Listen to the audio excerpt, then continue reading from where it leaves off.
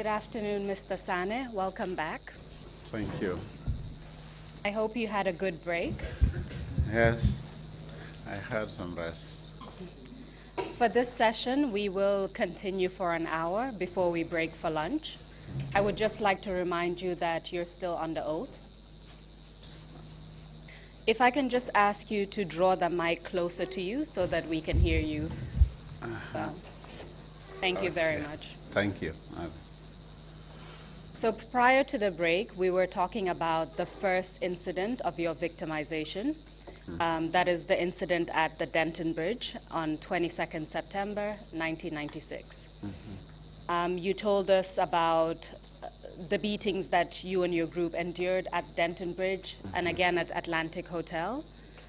And then thereafter, you were arrested 2 days later. Yes. Arrested and detained at the National Intelligence Agency for about 18 days. Yes.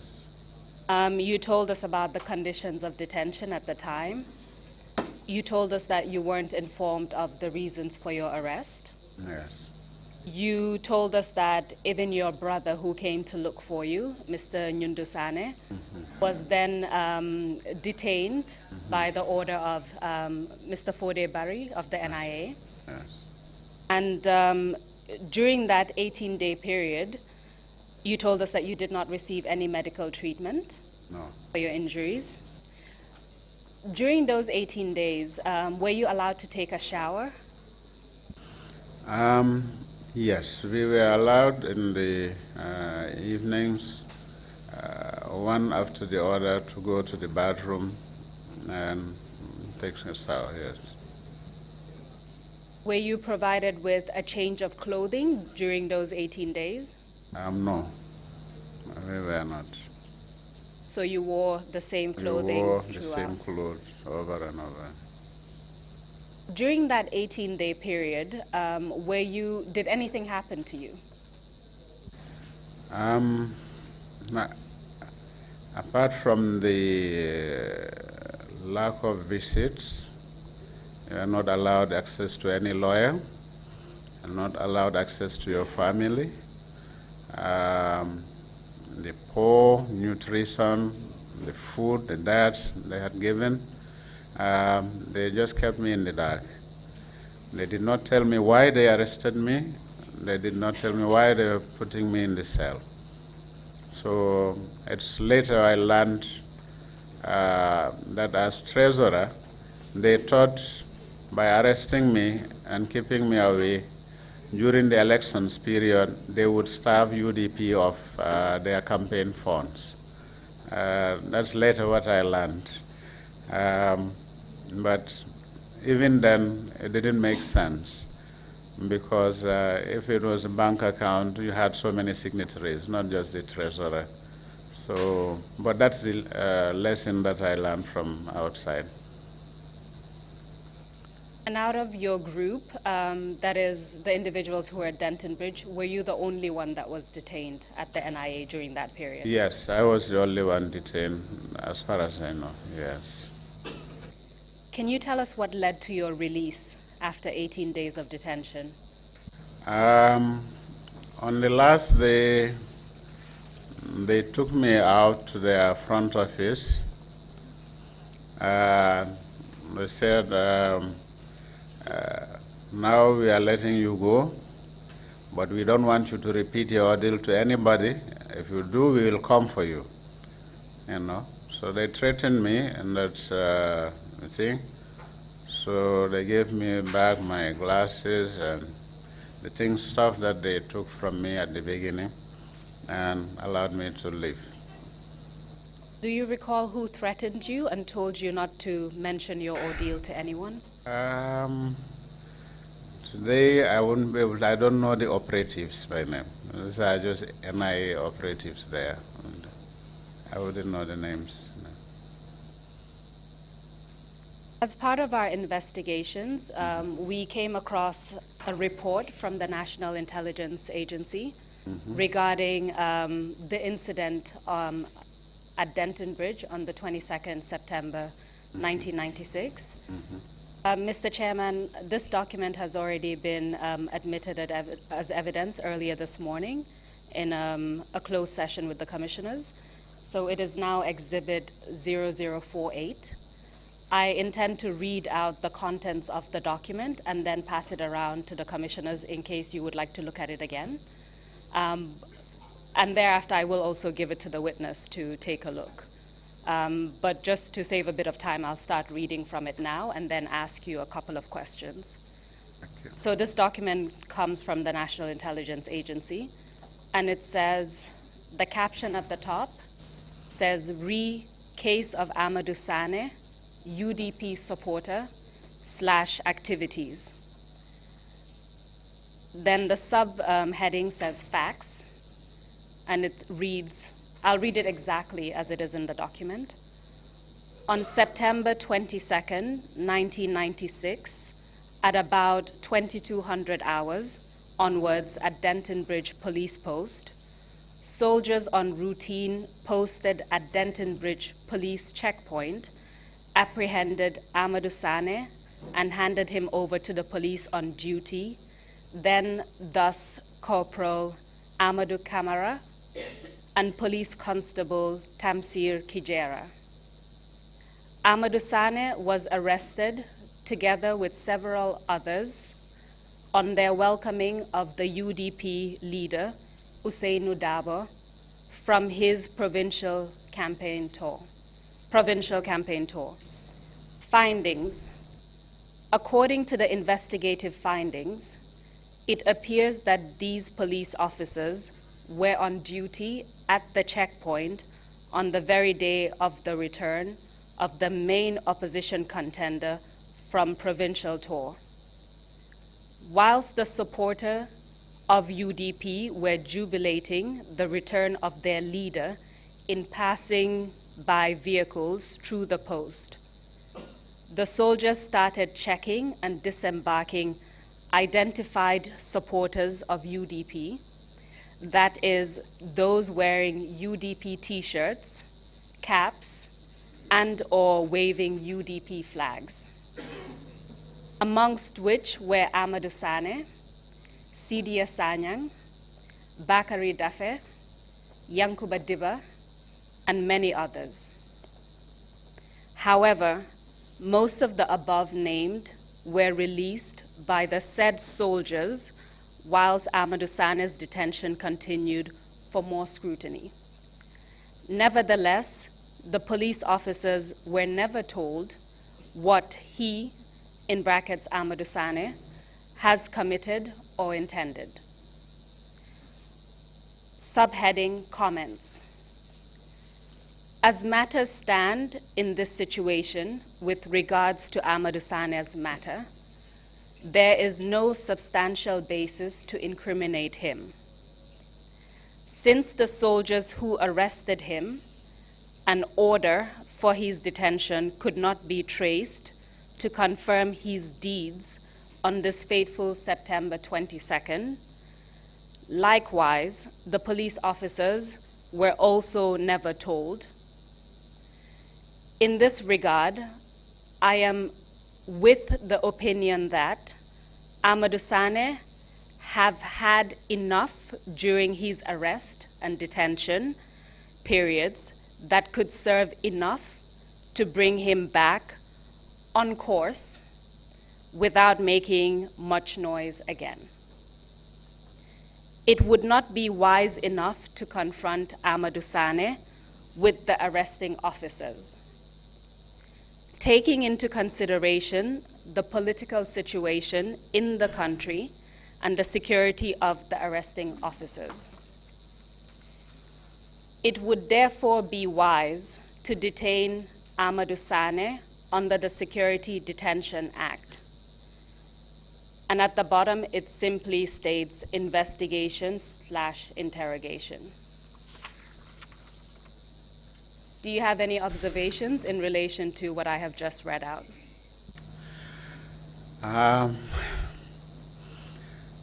think the report is not factual in the sense that on 22nd I was not arrested. I was arrested on the 24th after we had taken our pictures and we had some slight treatment,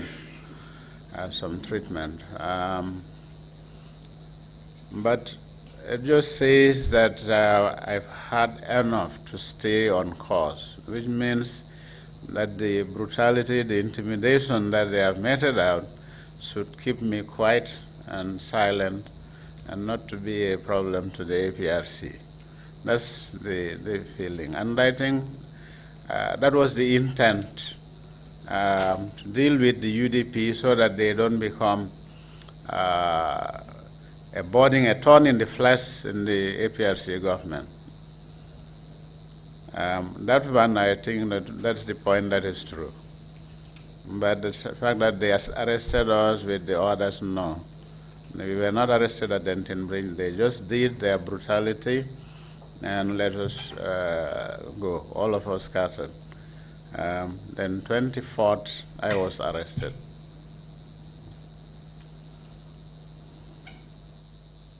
And in fact, the point that you've just made is the one I wanted to highlight about how you understand enough has been meted out to him, something along those lines. And you've stated that very clearly. Yes. The report does, of course, confirm some of the details you've told us, which is on the 22nd of September, 96, as well as the time and the incident itself. So that's very clear. Yes. Before I move on to the next incident of victimization, I just wanted to ask how this particular incident, what impact it had on you and your family, as well as the UDP as a party, that one of its key members was arrested very early on, 24th September 1996, and detained for 18 days with no charge. I think it just showed us the magnitude of the task that we were facing, that what we have put ourselves to challenge the AFPRC, APRC regime. I think it's an awakening that it won't be just politics in terms of a democratic change. This regime plans to use brute force against us, that we were aware. They plan to use all measures to stifle our planned operations in a democratic and a peaceful manner. So I think Denton Bridge was an awakening for the UDP, and we knew what we were going to face would not be an easy task.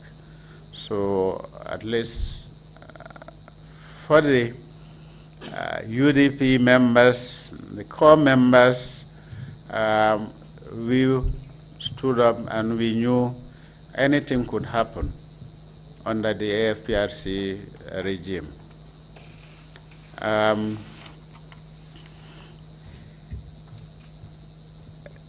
It is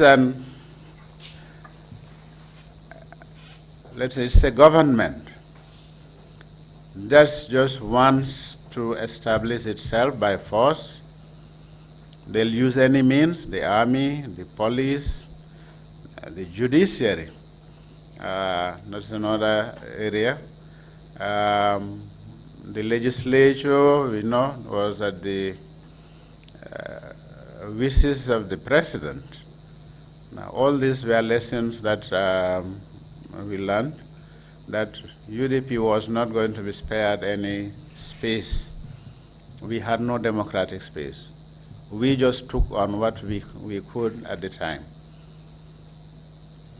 So the other thing I wanted to add was the vehicle that was one of the vehicles, the democracy or the human rights, was also detained for over 2 months. The owner was going back and forth. They refused to release that vehicle. The owner was a colleague, friend Borijaite, and that's the one the tire was shot. So you just seize people's assets, you just seize their rights, no meetings, nothing. So that's the environment under which we operated, and we were prepared to face it. Was your vehicle ever returned to you? Yes. After my release, I collected my vehicle from them. It was all along parked with them. So it's like seizing somebody's assets for no reason. No violation, and then you just seize it by force. You mentioned the judiciary as one of the instruments Yes. that you believe was used by the regime at the time. Mm-hmm. Following this Denton Bridge incident, do you recall if your party made any claims or brought the matter before the system, the legal system? If I recall, we had press releases, or we had press conferences, and I believe we had engaged the authorities supposed to be, but these are the same people who brutalized us. So really, we did not expect any justice from these people. So even if you report your case, it will just be hanging in there.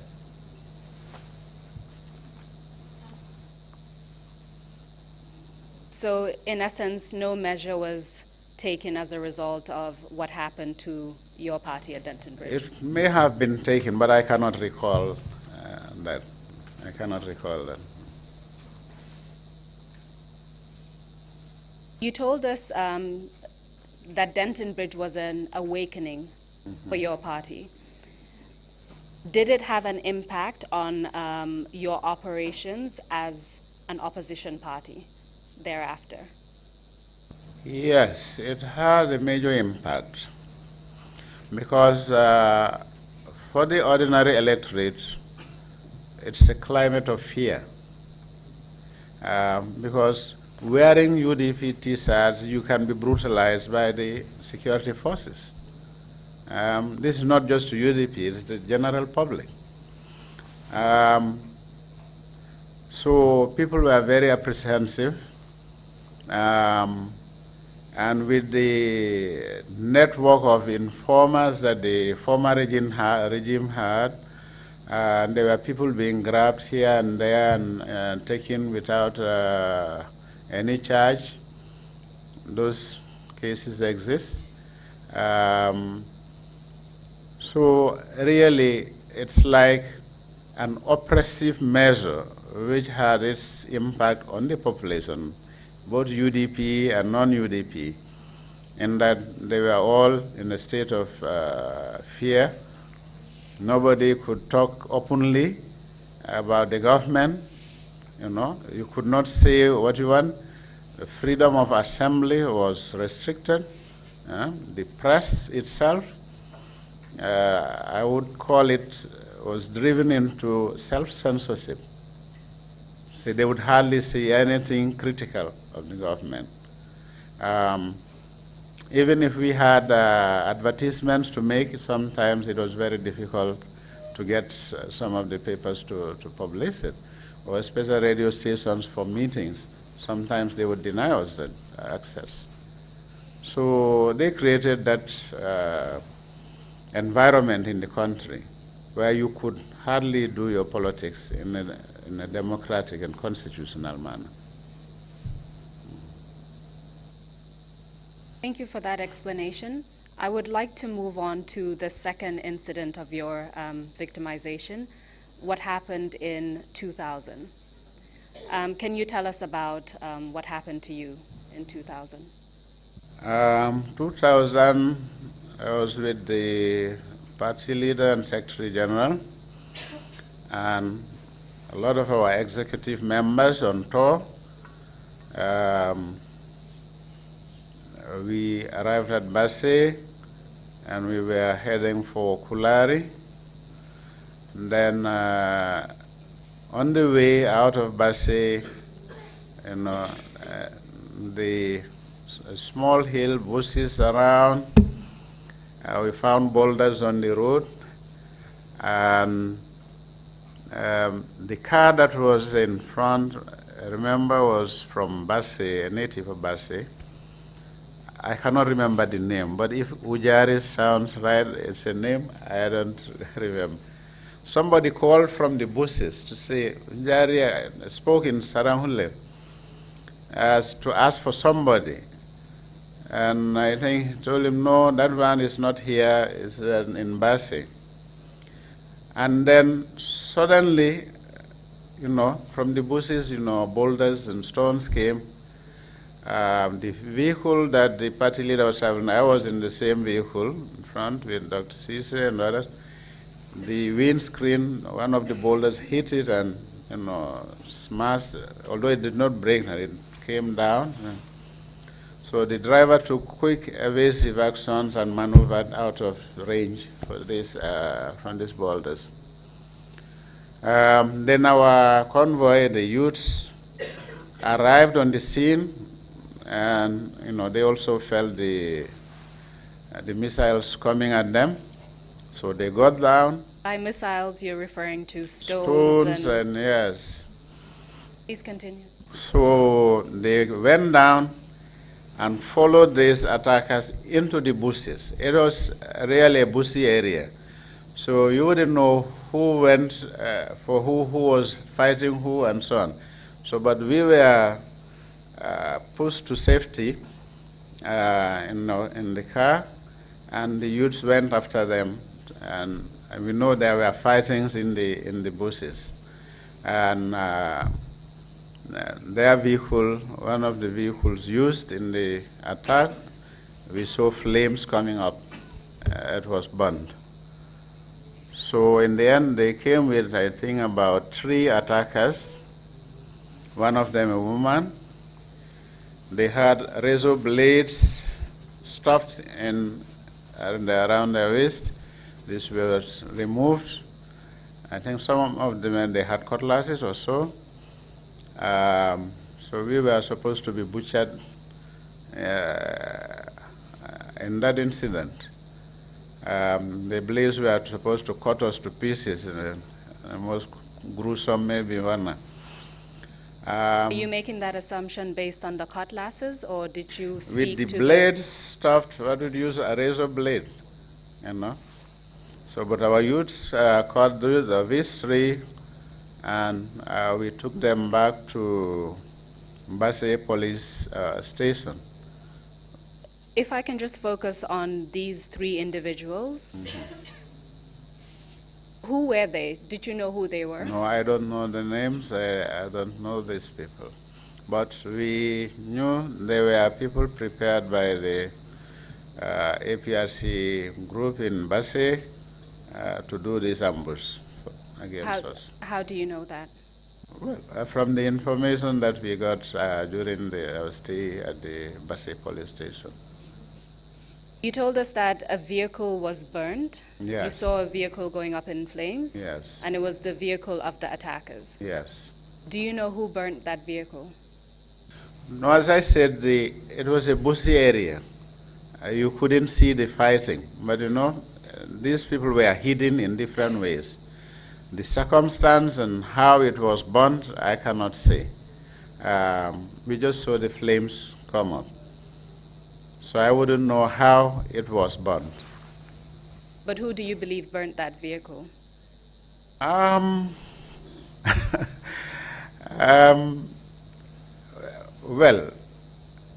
I would say in the fighting, it could have been burned.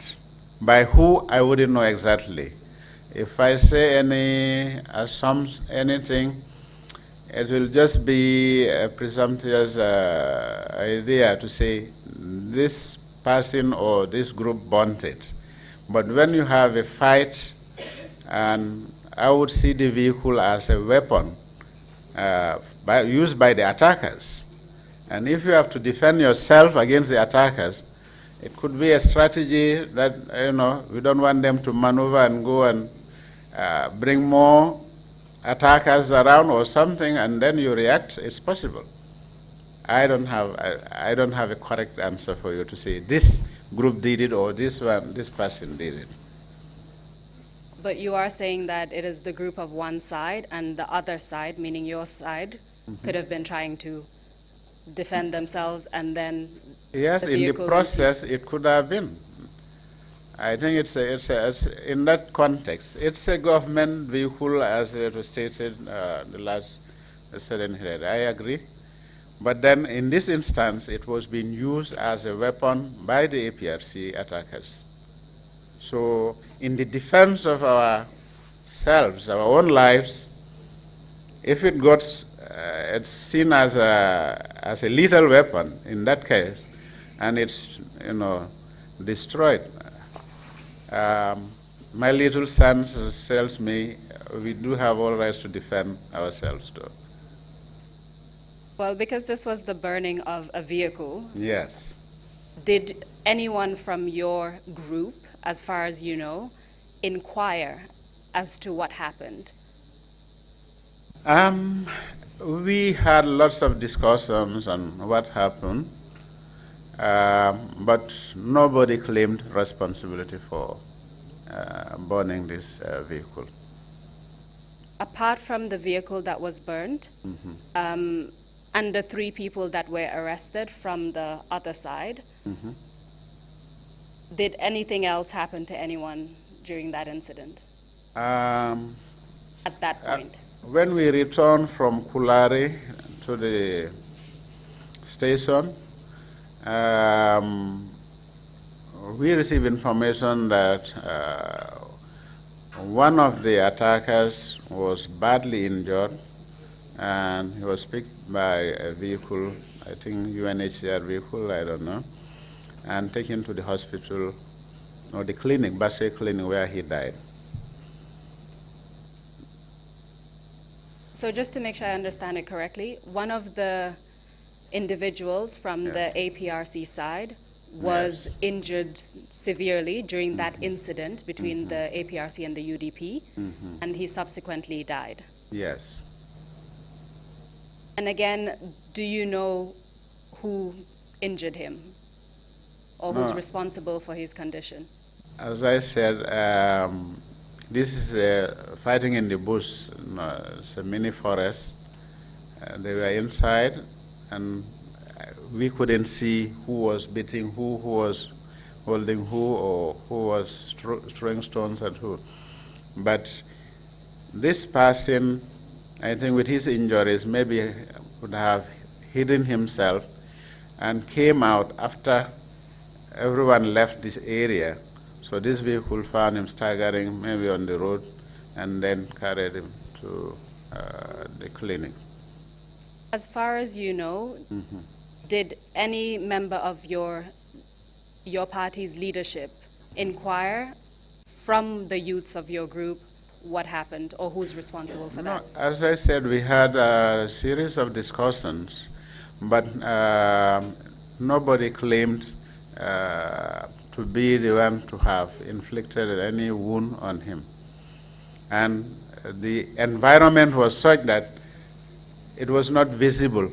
The fighting was inside the bushes, so you wouldn't say A and B are fighting, C and D are fighting, no. At the end of the day, they caught, the 3 that they caught were subdued and they were brought to the streets where we were parked.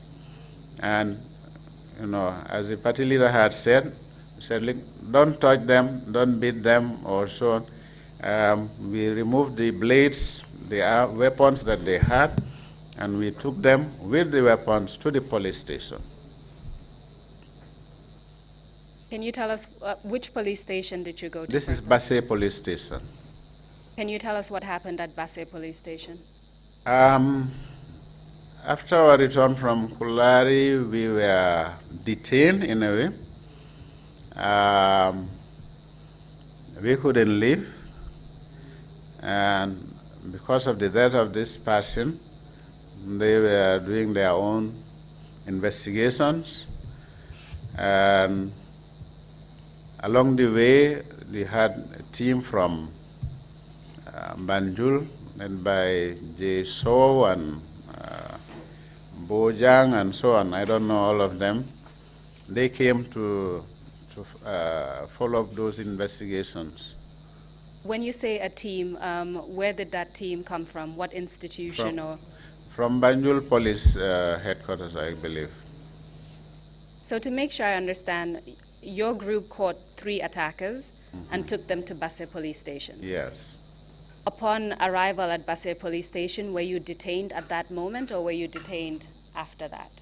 Meaning after leaving the station and carrying on? I think we went to Kulari, and then later we were escorted back, and we were virtually detained at the station. So with the 3 attackers? With the attackers.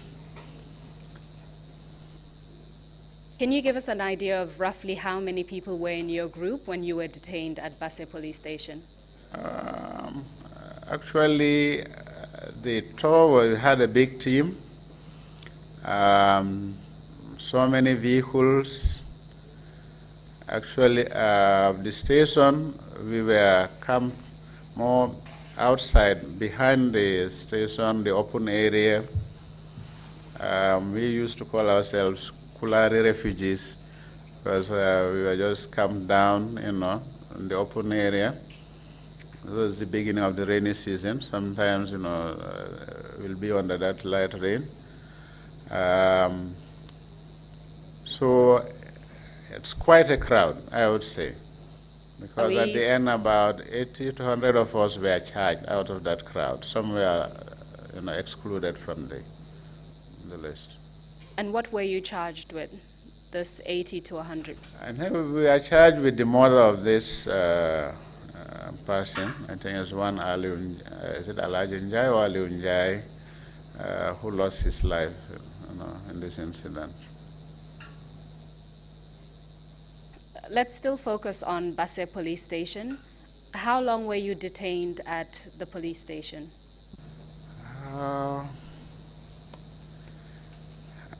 I wouldn't know exactly, but it lasted for a while. Was it a matter of days or a matter of weeks? Well, I would say it's more than a week, I believe. I wouldn't be able to say exactly, but about more than a week. There. So you told us a little bit about the conditions. You were camped out in the open area. Can you tell us a little bit about what the conditions were like during that 1 week plus in terms of food and actually facilities? They were not giving us food. We had the benevolence of Munanjai and his brother. They were giving us adequate food at the station, bringing food daily. We would even give some to other inmates who were there. So really, we are very grateful to them. That's the family of late Alhaji Muhammad Musanjai. And they did help a lot during that period. But the police did not give us any food. The facilities, sanitary facilities, was awful. And you can the sanitary facilities. They were in very terrible state. And you can imagine with a big crowd, the extent of the pressure on the use of those facilities, it was just terrible. So you did your best to avoid using them. Then during that period, the 3 that we caught were released, and we were instead detained and accused of murder. And that's the time when Baba Job was coming, I think with about 6 double cabin pickups full of his APRC youths, circling the police station. They said they want to avenge the death of this Mr. Njai on one of the UDPs. So it's like we were taken hostage in the station like that, and he was coming in and out almost like the commander of the security forces there, giving instructions and really behaving in a very, very, very brute way towards us. Just a couple of questions. What kind of instructions was he giving at the time? No, it's like the little facilities that the station officer was according to us. He would say, no, that should not have been given to us. I think he was one of those who also protested on the use of the telephone and the fact that we were in the office of the station officer. And when the team came from Banjul, JSO and others, he was even doing also worse. I can remember the late Abu Karamba Gassama, who got very angry and he was insulting JSO. His mother was crying that day. He was really furious at the way we were being treated. And really, I think from that day on, JSO tried to distance himself from us then.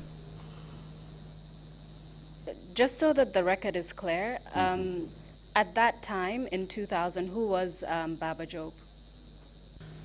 He was an APRC strongman. What role his title in the party, I wouldn't say, but he was one of the leaderships in the APRC. And from what you've said, someone who was a member of the APRC, a political party, was giving instructions to the security forces, the police officers. Police on the ground. And were his instructions being complied with? Yes. You also mentioned a JSO from the police. Do you recall what his title was at the time? No, I'm not sure about the title. Then I wouldn't be able to give you that. Does he have any other name apart from JSO? I'm not sure. I'm not. So you were at the Basse police station for just over a week or thereabouts? I believe yes. Some days, yes. Do you recall how long after your arrival at Basse police station you were charged with the murder of this Mr. Aliwo Alajindai? I think it took quite a while after the arrival of this team from Banjul, led by JSO. I think they brought in something that we were going to take cautionary statements. All 80 of you, 80 to 100 of you. Yes, I think that's the time we knew what they were planning was to charge us with the murder of Aliunjai. And this is important in terms of the time frame. Do you recall if it was at the beginning of your detention or towards the end of the first week? This is towards the tail end. Okay. Yeah. So quite a number of days had passed. Quite a number of days. Yes. More than 3 days or 4 days? I think so, more than that. And so when this team came from Banjul and then you realized that you were going to be charged with the murder of this gentleman, can you tell us what happened from there? Then they said we were going to face the courts, the magistrates' courts, and we confirmed that Boriture was the one who was the magistrate at Basse. I had to go and verify the facts that he was there, because I think our party leader and the executive, they are worried that they can take us to any kangaroo court and say, oh, these are the criminals, and they'll just met out any sentence to us. So, but we confirmed that Boriture was the magistrate. Why did you think that was a possibility, that you would be put before essentially a false or fake court, from what you've said? Had that happened before? Well, we knew what the APRC was capable of, and we knew who we were dealing with. So nothing is beyond them. So you felt like that was one of the tactics It was that a could be possibility. used. It was a possibility. So and you were asked to confirm if it was Yes. Borituri. Why were I you left the asked? station to go to find out at the courthouse, but Bori was there. Then I went to his residence, and I found him there. He said, "Yes, I'll be sitting." So when I came back, I, confirmed that, and we agreed to go. So you were allowed to go. Were you on your own or were you escorted? Well, I was escorted with a vehicle. We were, By police officers, is yeah, that there correct? was a police officer. So what happened when you appeared before then Magistrate Borituri? Yes, when we appeared there, I think to the legal process, I think Bori ruled that I think the case was beyond the jurisdiction of the magistrate. So he transferred it to the Banjul High Court, and to the fury of the APRC team, because during the time Baba Job and his team were circling, what they were saying was we were going to go to Janjambre, we were going to be remanded there. So the fact that the ruling was to send us to Banjul, to the High Court, where we had been communicating with our team on the ground in Banjul, who arranged the bail proceedings for us. So the APRC team were furious, and so we were loaded on the back of a truck, this truck. How did Mr. Baba Job react? Who? Oh, no, they just were angry at the decision and left somehow. And they expected the magistrate to send us to Janjambre prison. So following this ruling, you were transferred to Banjul. So from Basse to Banjul, is that correct? From Basse to Banjul in a truck on the rain. So we came all the way. Is that to say that there was no tarpaulin cover on the truck? There was no cover on the truck. We were seated down. And no cover from the rain, nothing. Can you tell us what happened upon arrival at Banjul? Upon arrival, we were at the police station, and then we stayed there overnight, then to the High Court, where we were granted bail, and then the case started. The murder charges, going to attend the proceedings. So gradually the numbers were reduced until the last 5. So from about 80 to 100 people, gradually reduced until about 5 accused persons remained. Okay. Do you recall who these 5 were? Or do you recall any of them? Yes, some of them, I think, they had Singulnyas, Ilamaron, Rawan Seka, and I wouldn't remember all of them now. But these 5 were also later discharged. What about Mr. Usainu Dabo? Was he part of that? Yes, I think he was part of the... So eventually they were discharged, the case was over? Yes. So this was your second incident of being arrested and detained. Can you tell us how that felt in relation to your ability to carry out your activities? Did that affect your own activities in any way, having been arrested and detained a second time? I think the level of commitment of the core UDP membership was very high. The UDP cause was not for individuals. I could have just continued with my private practice and forgotten about politics. The same thing for Mr. Dabo. He could have continued with his legal firm There are other professionals, AMADOU, Ibu Mane, and others who supported. But the commitment was to get Gambia out of the nightmare that we were in, perpetrated by the AFPRC, APRC regime. This is our country, we all belong to it. I think we all have a role to play. You can say I'm not a politician, but what politicians do affects your life. It affects your market, it affects your schools, your taxes, your health institutions, and everything. So to say that, oh, I'm not interested in politics, it's just, I think, a layman's expression. You don't know what politics does to you. So we believe that this regime,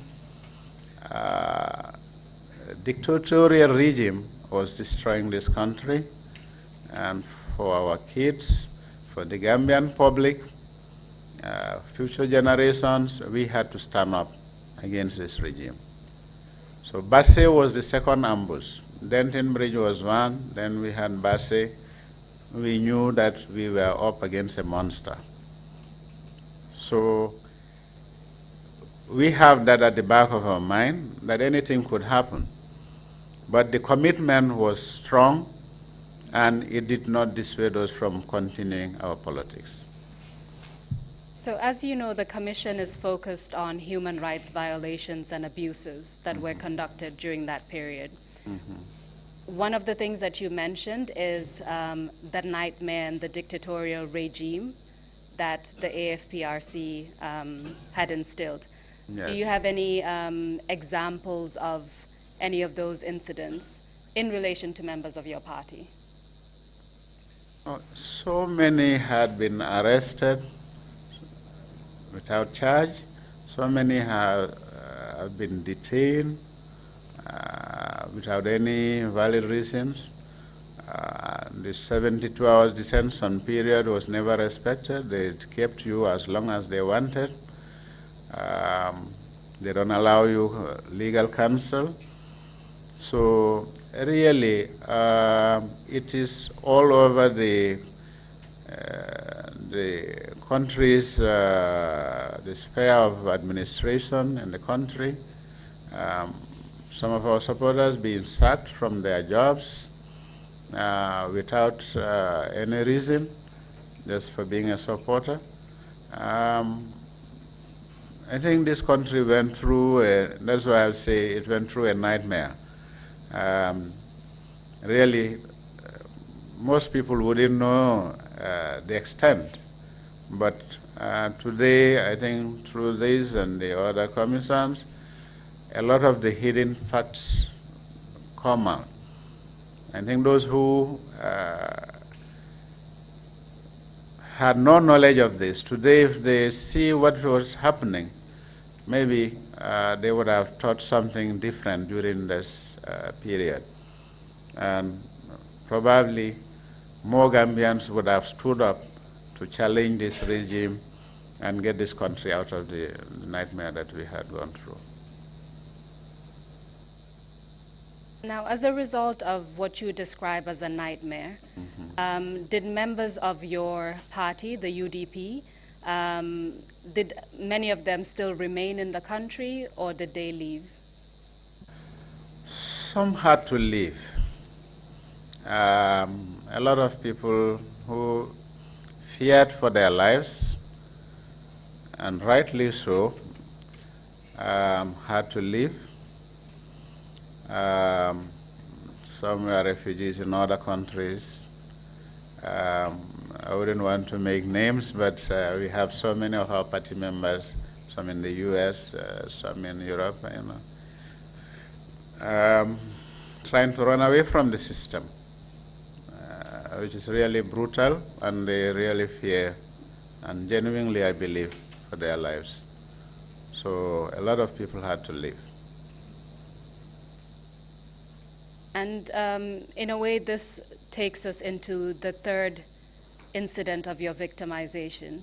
I see that we have about 6 minutes, so maybe I'll just let you tell us a bit about that, and then we'll continue after the break. Can you tell us what happened in 2013 that led to your arrest? In 2013, I think late sometime, maybe September, I don't remember the exact date, but two NIA operatives came to my office and said they wanted to see me at their offices again. So, from my first experience, I knew what they were capable of doing. So I contacted my wife, my office staff, tell them, look, this is what is happening. So again, they did not disappoint me. When I went, the same routine: empty your pockets, take off your shoes, your glasses, and just say, put him in the cell. This time it was not more of a cell, but the hall at the entrance, I was there with some NIA orders. Premises, NIA premises. In Banjul. Yes. So I was there with others, people who were there.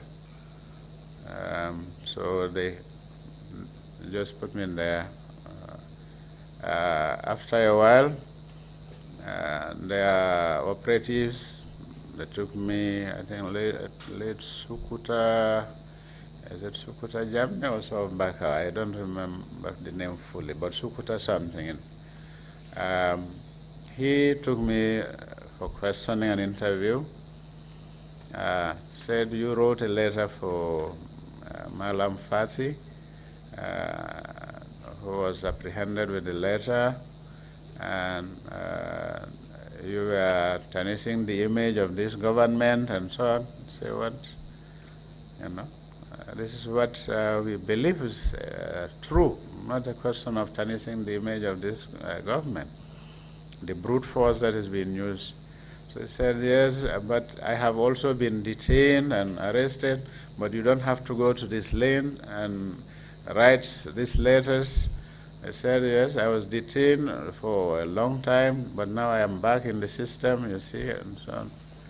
So that's where... Can you tell us about the context of the letter? What was the purpose of that letter? The letter was an attestation for those who felt threatened. They felt that their lives could be in danger through this regime's activities. And so we write a letter of support to say that wherever they go, we don't know where they want to go, let the authorities help them and provide them safe abode or something like that. So sometimes they state what problems they have, just put it simply, to help them out. So essentially it was an affidavit, an attestation to support an asylum application. Yes, it is. So this was the second time that you were detained at the NIA premises. Yes. But it was in fact your third detention during that period. Uh-huh. And essentially you could leave your house and not know if you were going to be arrested or if you would return home that day. That was true for all the opposition, but mainly the UDP. I can recall a case of one in Kafuta. I forgot the exact name. It's one of our chairmen there. He was just picked up from his home, and this time it's not going, and taken to the NIA, and then ended up at Mile 2 prison with us. And when I asked, he said, all they asked me was, you are the one who cooks Benachin for Hussein Udabo and his team when they come to Kafuta. I said, yes. You are the one who hosts him. Yes. So that's why they took him. And he was in Mile 2 with us. he was somebody with a condition, I think hypertensive, really painful. Not taken to a court, not charged. You know, these are people you can take Gambians and just dump them in prison without any reason. And there are others we found there. C.D. Jaiten, the current MD of Gamtel, was an inmate with us. He was not charged. They never told him what he did. And he spent years. You know, we found him there. Years in prison. For what reason? He was never told. This is the regime that we fought for. This is what APRC represented. Thank you very much for that, Mr. SANNEH. I will defer to the chairman to take a break, but when we come back, we will get into the details of your arrest in or around September 2013. Thank you very much. Thank you. Mr. Chairman, I will stop and then resume after the break. Thank you. Thank you very much, Chairman Council, and thank you, Mr. SANNEH. We will take a 1-hour break and come back at 2:30. Meeting is adjourned.